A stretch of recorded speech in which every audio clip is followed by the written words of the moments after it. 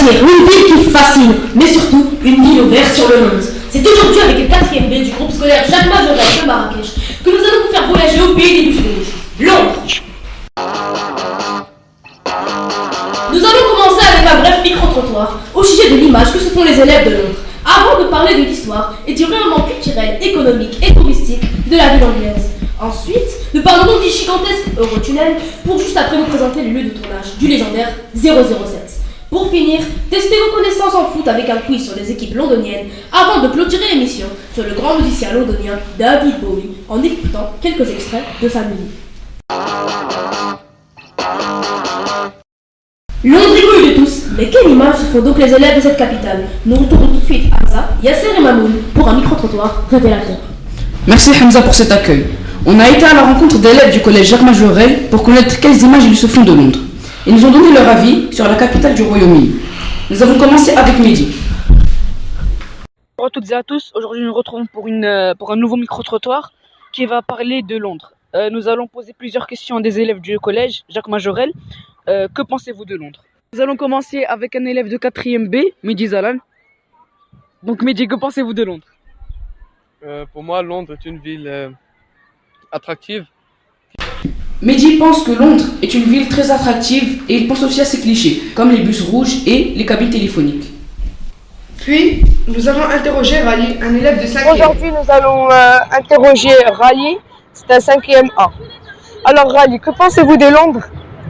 Je pense que c'est une grande ville, c'est une ville où il y a beaucoup de sécurité car à chaque coin de rue il y a des caméras. Je pense aussi au thé car le thé c'est là-bas on peut dire que c'est la base. Je pense aussi à l'Angleterre, c'est la capitale de l'Angleterre. Je pense aux cabines téléphoniques, aux taxis, tout ce qu'il y a dans les films. Et vous êtes déjà parti à Londres ou pas? Non, mais j'ai des plans, peut-être qu'on pourra y aller peut-être en voyage scolaire ou même y aller avec ma famille, car mes deux sœurs ils sont déjà allées pour aller vers l'école d'Oxford, qui est une grande université. Mes parents ont des plans cet été pour moi, ils me disent que peut-être on partira pour un séjour de 15 jours ou quelque chose comme ça. Voilà. Ok, merci. Rally nous parle spécialement des grandes universités et la sécurité, car il y a des caméras à chaque coin de rue. Nous avons aussi Maintenant, nous allons interroger un élève de 6e A, dont le nom est Younes. Donc Younes, quand on te dit Londres, tu penses à quoi? Je pense à Big Ben, les équipes de foot comme Chelsea, Arsenal et à plusieurs musées et à plusieurs terrains de foot comme Stamford Bridge. Merci Younes. Younes nous parle des 8 clubs de foot de Londres comme Chelsea ou Arsenal. Il nous parle aussi des musées et des monuments comme le Big Ben. Finalement, nous avons interviewé un élève de 3e qui s'appelle Mohamed. Maintenant, nous allons interroger un élève de 3e B qui s'appelle Mohamed. Mohamed, que penses-tu de Londres? Écoutez, Londres c'est une très belle ville. On connaît tous ces monuments célèbres comme le Big Ben, le Tower Bridge. Je pense que c'est une ville d'avenir. Mohamed nous a dit que Londres est une ville d'avenir et il nous a parlé des monuments comme Younes. Pour conclure, tous les élèves pensent que Londres est une très belle ville. Ils nous ont parlé des clubs de foot, des bus rouges et des cabines téléphoniques. Et n'oublions pas les grandes écoles et leur niveau d'éducation. Pour les garçons pour cette interview. Londres a une importance mondiale, mais ce n'a pas toujours été le cas. C'est donc Iba, Ismaël, Mohamed et le présentateur Hamza qui vont nous expliquer cette avancée fulgurante. Bonjour à vous tous. Bonjour. شكرا حمزة لهذه المناظرة. سوف تتطرق إلى مجموعة من الجوانب عن تطور مدينة لندن. في بداية معي هبة للإجابة عن السؤال التالي. هبة، كيف تطورت مدينة لندن وأصبحت منافسة للمدن العالمية الكبرى؟ شكرا يا حمزة. لندن عاصمة المملكة المتحدة، لها تاريخ عريق يعود لأكثر من 2000 عام. منذ ذلك الوقت نامت لندن وتطورت لتصبح واحدة من أبرز العواصم المالية والثقافية في العالم، حيث واجهت المدينة طاعون والحريق العظيم والحرب الأهلية والقصف الجوي والهجمات الإرهابية، وأصبحت هي سادس أكبر قوة الاقتصادية عالمية وثالث في الاقتصاد داخل أوروبا بعد ألمانيا وفرنسا. شكرا نباء عن هذه التوضيحات. معي أيضا محمد الذي سيفسر لنا كيف أصبحت مدينة لندن مرتبطة بشبكة العولمة. شكرا لهذا السؤال الوجيه يا حمزة. لقد دخلت لندن لشبكة العولمة في بداية الثورة الصناعية عندما بدأت تصدر منتوجاتها الصناعية إلى جميع أنحاء العالم، وذلك بفضل موقعها الجغرافي الاستراتيجي المهم. وكانت لندن مستعمرات كثيرة في العالم بقيت لها تابعة كأسواق بعد استقلالها، وحاليا لندن تجلب عدة سياح بفضل جمال المدينة ومآثرها التاريخية. ويعد استقرار شركات عالمية في لندن سبب جلب رجال أعمال من كل أنحاء العالم. وأخيرا بفضل اللغة الإنجليزية التي أصبحت تعلمها ضروري جدا، أصبحت لندن مدينة مندمجة كليا في شبكة العولمة. شكرا أخي محمد عن هذه المعلومات القيمة. وأخيرا أتوجه بالسؤال لإسماعيل. إسماعيل، ما هو إشعاع مدينة لندن على الصعيد العالمي الثقافي والسياحي؟ شكرا حمزة. لندن عاصمة المملكة المتحدة المعروفة أيضا باسم مدينة ضباب، لأن مناخها تقريبا دائم الضباب ومعتم حتى في فصل الصيف. مع هذا تعتبر لندن من أعرق المدن في العالم تاريخيا وحضاريا، فلا تجدها فقط في مسرحية شكسبير، بل هي حضارة في العديد من الروايات العربية والعالمية. لندن هي مركز بريطانيا السياسي والاقتصادي والثقافي، كونها تحضن عددا كبيرا من أبرز الجماعات والمسارح والمتاحف والمقرات الرئيسية للمنظمات الدولية والشركات العالمية. أجمل ما في مدينة لندن هو الدمج الحيوي بين الثقافات التي يمكن للسائح أن يتعرف إليها بمجرد المشي على الرصيف، أو ركوب الحافلة الحمراء الشهيرة، أو التنقل في مترو أنفاق لندن مع آلاف الناس من جنسيات أخرى. شكرا لكم. أتمنى سيدتي وسادتي أن نكون قد أضفناكم بهذه التوضيحات عن مدينة لندن. Merci à tous pour vos très bonnes explications. Entre l'Europe et l'Angleterre, il y a un gigantesque tunnel souterrain. Mais qu'est-il donc? Et pourquoi a-t-il été créé? C'est Aya Aiba qui va nous éclairer sur ce sujet. Bonjour. Hello Hamza. Today we're going to present you the famous tunnel under the channel. The channel tunnel consists in 3 tunnels. Those on the side allow trains to pass in either direction. The middle tunnel is close to the public because it is a service tunnel. According to the American Society of Civil Engineers, it is one of the 7 wonders of the modern world. And it's currently the tunnel with the longest underwater section in the world. I think you will be surprised to know that Eurotunnel has granted only one shot-in authorization so far to the tunnel series with Stefan Dillon and Clémence Poésy. It shows the cooperation between French and English police following the discovery of a body in the channel. I think our description made you want to see this tunnel. Merci à toutes les deux pour votre sujet passionnant. S'il y a bien un agent qui a marqué nos cœurs et nos esprits, c'est James Bond. Mais où ces véritables légendes du cinéma ont été tournées? C'est Lina qui va nous le faire découvrir tout de suite. مرحبا. اليوم سنتكلم عن شخصية وهمية مشهورة يعرفها الكل، جيمس بوند. أنتم متفاجئون أليس كذلك؟ أنا أيضا تفاجأت. كنت أظن أن جيمس بوند كان ممثلا مشهور، ولكن بعد البحث وجدت أنه شخصية وهمية اخترعت عام 1953 من طرف الكاتب والجاسوس البريطاني القديم إيان فليمينغ في كتابه كازينو رويال.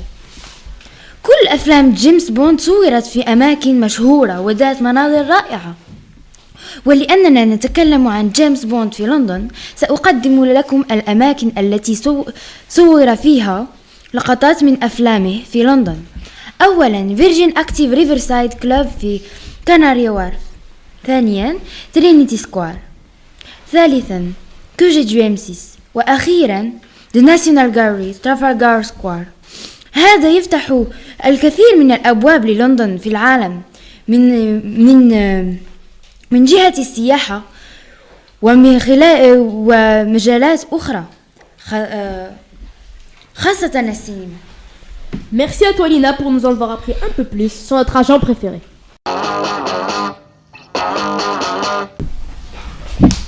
Parlons peu, parlons foot. C'est avec Badr Mehdi que vous allez pouvoir tester vos connaissances et voir si vous êtes vraiment un fan. Bonjour à vous les garçons. Bonjour Hamza. Nous allons te parler à toi et à plusieurs personnes de la chose qui nous unit tous, le sport. Et plus précisément le foot. Ce sport inventé à Londres est très important là-bas. Voici un petit quiz pour tester vos connaissances. Mais tout d'abord, Badr va vous expliquer les règles. Alors d'un côté, nous avons le Sporting Hamza et de l'autre côté, le FC Shirel. Vous aurez chacun une question et celui qui marque le plus de points a gagné le match. On commence. Alors Hamza, pour toi, combien de clubs existe-t-il dans la ville de Londres? Je pense qu'il y en a à peu près 10. Presque, il y en a 9. Je vais vous les citer. Il y a Arsenal, Chelsea, Crystal Palace, West Ham, Fulham, Tottenham, Queen's Park Rangers, Brentford et Watford. Si tu y étais presque. Shirel. Enfin, le FC Shirel. Quel est le plus vieux club de la ville? Fulham, entre Fulham, Crystal Palace et Tottenham. Fulham. Et c'est le premier but pour le FC Shirel. Quel est le club le plus titré de Londres, Mehdi? Alors, Hamza, pour toi, quel est le club le plus titré de Londres entre Tottenham, Arsenal et Crystal Palace? Je pense que le club le plus titré au monde, c'est Arsenal. Et c'est une bonne réponse. C'est le plus capé avec 13 titres de champion. Il est donc 3e en Angleterre. Quel est le club le plus connu de Londres, Shirel? Entre Chelsea, Arsenal et Tottenham. Chelsea. Et c'est une bonne réponse. C'est Chelsea, avec plus de 21,4 millions de personnes connaissent ce club et en fait le 4e mondial et le 2e anglais juste après Manchester United. Alors Hamza, pour égaliser, en quelle année a-t-on créé le foot pour toi? Plus ou moins. Je pense que le foot a été créé à peu près dans les années 1800. Et c'est une bonne réponse. Le foot a été inventé plus ou moins en 1824 à Londres et maintenant on peut confirmer cette ville est ouverte au monde. Alors petit bilan de mi-temps. Il y a 2-2. Il y a 2-2 pour Shirel. On va commencer. L'arbitre siffle. Quel est le joueur le plus capé de Londres dans les clubs londoniens? Entre John Harris, Thierry Henry et Paul Scholes. John Harris. C'est une bonne réponse. John Harris est en effet le joueur le plus capé avec 795 matchs pour Chelsea. Alors, les équipes londoniennes sont très connues dans le monde. Mais pour vous, quelle est la meilleure? Hamza? Je pense que l'équipe la plus connue à Londres, ça doit être le Manchester United. Non.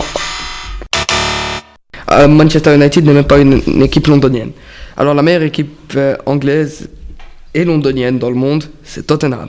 Les Gunners sont les meilleurs à Londres, mais les 11e sur le plan mondial, avec 83 000 points dans le classement de l'UEFA.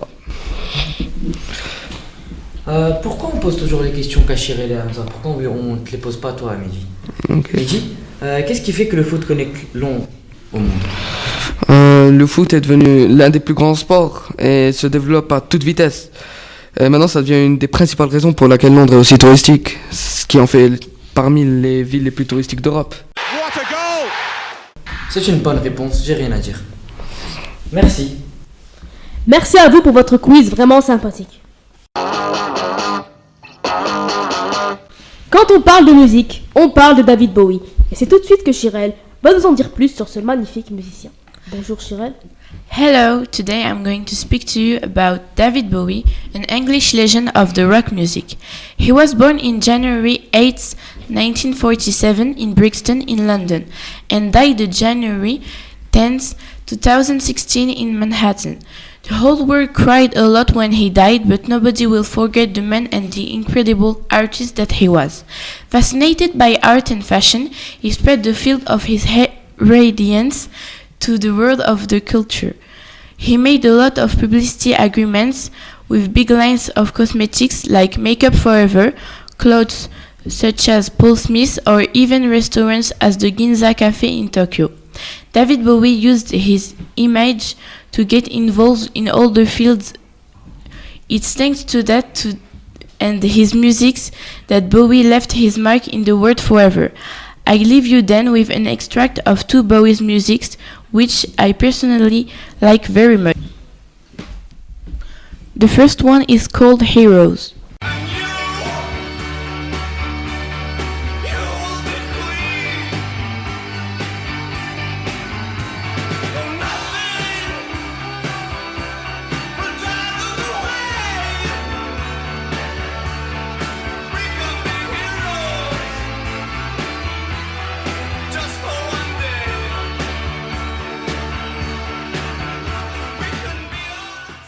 I choose Heroes because this music is very lively and romantic, and especially since it's my favorite Bowie song. The second is The Man Who Sold the World.